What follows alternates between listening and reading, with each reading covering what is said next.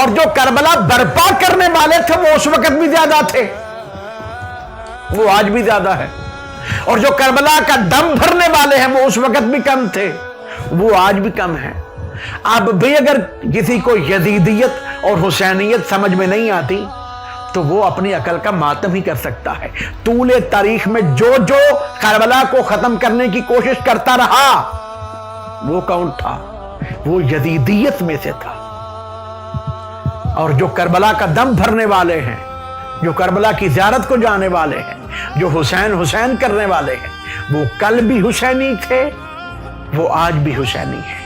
اور بے شک لا الہ الا اللہ محمد رسول اللہ پڑھنے کا فائدہ اسے ہوگا جو حسینی ہوگا۔ جو حسینی ہوگا فقط وہی محمدی ہوگا، اور جو حسینی نہیں ہوگا وہ یزیدی ہوگا۔